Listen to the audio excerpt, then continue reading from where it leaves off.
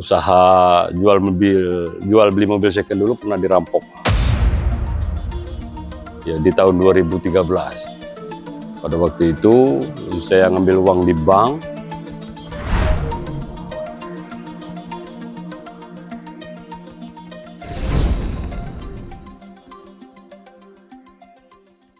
Baik, saya nama Juliansa, nama panggilan saya itu Yayan. Saya lahir di Desa Sumerayam, khususnya di Kecamatan Selugurjang pada tanggal 15 Juli 1976. Lebih kurang 49 tahun, masuk ke 50 tahun.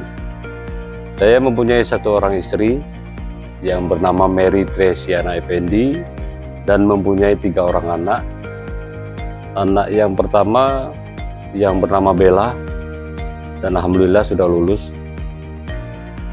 Yang nomor 2 yang bernama Dea, sekarang lagi kuliah di USU ngambil kedokteran. Yang nomor 3 SMP kelas 1 baru masuk.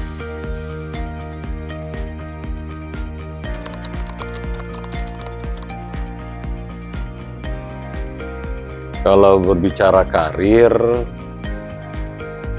sepertinya sudah saya jalani semua nih di dunia usaha khususnya kan.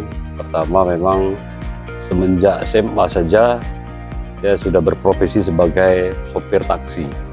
Pada waktu itu saya bawa taksi pickup jurusan Curug Linggau, itu di tahun-tahun 1997 ke 98 lah.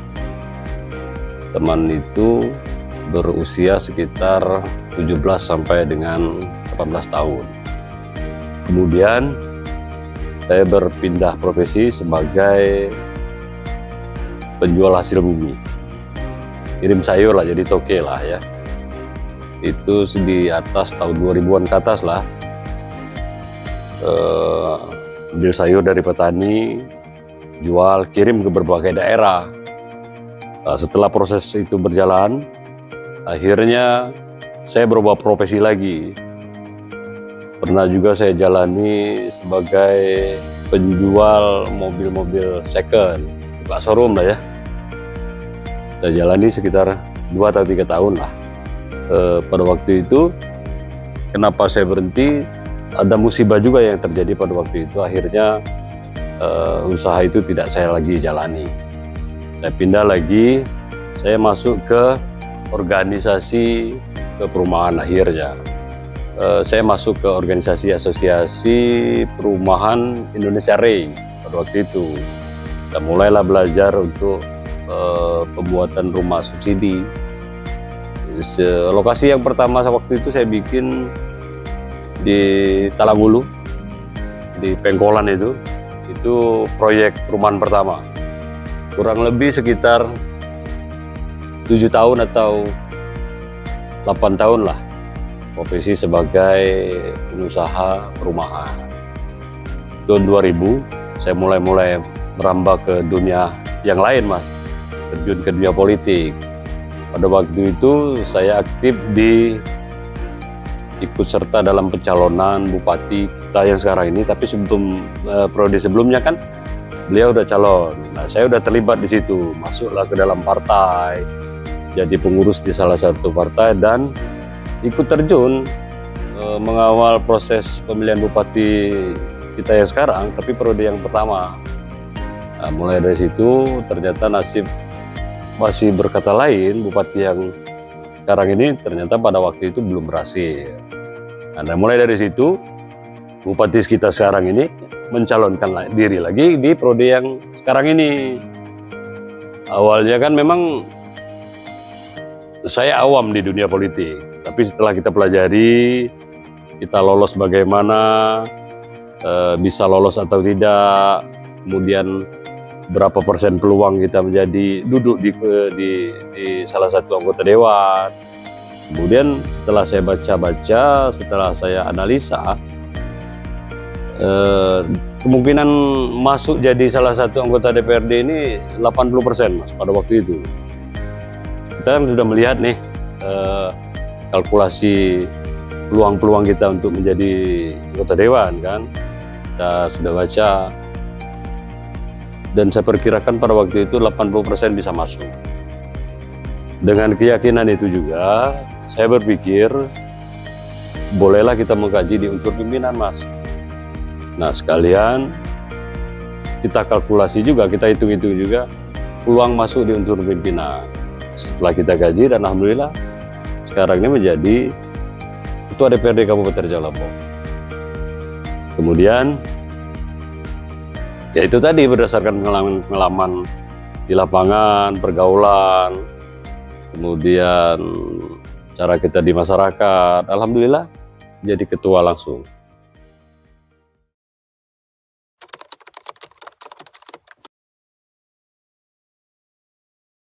Dulu pernah juga terjadi waktu saya ya menjadi usaha jual beli mobil second dulu pernah dirampok, Mas. Ya di tahun 2013. Pada waktu itu saya ngambil uang di bank, diintai kan, diikuti, kemudian di mana mobil saya berhenti, uang saya diambil, Mas. Di situ uangnya sekitar 250 juta. Kemudian ditambah dengan surat-surat mobil. Pada waktu itu kan, itu perjalanan cerita-cerita lah waktu itu di lapangan ya. Dan alhamdulillah uang itu kembali dan dapat, Mas. Kalau untuk cerita lah ya, cerita itu proses perjalanannya ya kan.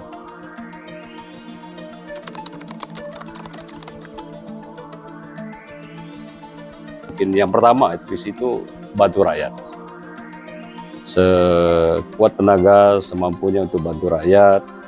Yang kedua mungkin mendengar inspirasi dari seluruh masyarakat, keluhan-keluhan mereka di lapangan, di tempat mereka tinggal, supaya mungkin bisa terrealisasi lah. Mungkin berkat juga komunikasi dengan pihak eksekutif, bahwa masyarakat ini sudah membutuhkan yang mereka inginkan. Walaupun situasi ini sebenarnya kita sama-sama tahu lah, Mas ya, keadaan anggaran yang serba kekurangan, tetapi bisalah kita kondisikan mana dulu yang harus kita dulukan, mana yang mungkin kita tunda.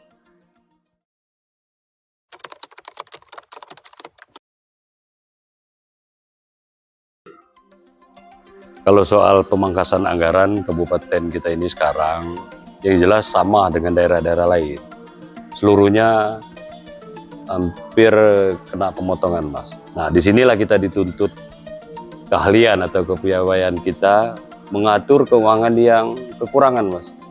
Itu tadi sudah saya sampaikan, mana yang mestinya kita kerjakan duluan, mana yang harus kita tunda. Dengan keadaan keuangan yang sekarang ini kan kabupaten kita ini mendapatkan pengurangan itu terlalu besar, Mas. Miliaran juga yang anggaran kita dipotong atau dikurangi. Nah, di sini kita juga harus bisa-bisa mengatur, membagi keuangan yang ada di kita itu mengatur satu kabupaten, Mas.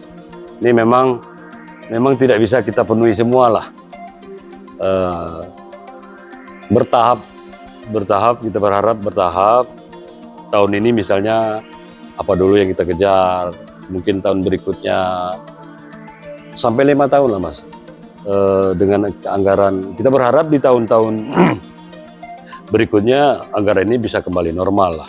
Tapi dengan keadaan anggaran yang dipotong atau dikurangi ini, memang kita harus saling memahami, saling memaklumi lah. Depan kita tetap berkomunikasi baik dengan pemerintah daerah maupun dengan pemerintah pusat, bagaimana daerah kita mendapatkan kucuran-kucuran dana di luar APBD.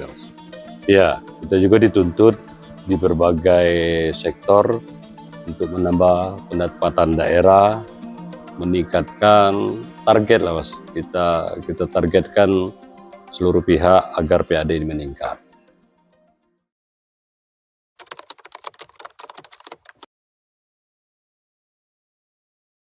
Untuk harapan kita ke depan, masyarakat Kabupaten Lajang Lebong dengan situasi seperti ini yang sama-sama kita ketahui, saling menjaga, kemudian harus bersabar dalam situasi seperti ini.